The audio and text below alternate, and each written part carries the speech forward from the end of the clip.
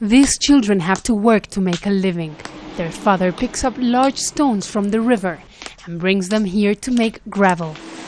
Magdalena is 12 years old, and like her three sisters, she never learned how to read and write. I've been working here since I was 9. I don't go to school because I have to help my family to make some money, but now it's not easy to sell gravel anymore. The stones that these days nobody seems to want are piling on the roadside. Another example of how the economic international crisis is affecting one of Central America's poorest nations. The children work here for about 6 hours every day, and they have to produce about 3 piles of stone like this one, which represents about $8 every day. Their mother tells us that it's not enough to feed the whole family. But these children have become the exception to the rule.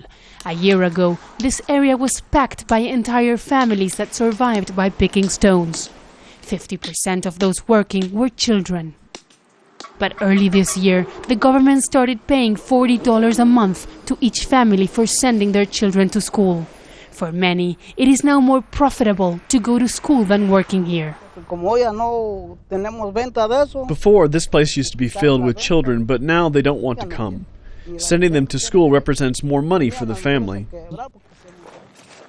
But many families depend on this work to make a living. But the shrinking economy has hit the construction and textile sectors hard. And as usual, it is Guatemala's poorest who are most affected. Before we were able to sell a little bit of gravel and a bit of sand, but now it's too difficult. Everything is expensive and we can hardly buy food. There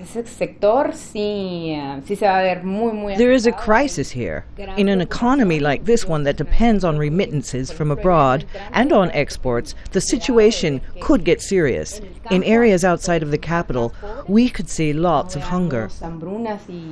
For its part, the government is trying to implement programs to help maintain economic activity and keep people off the streets.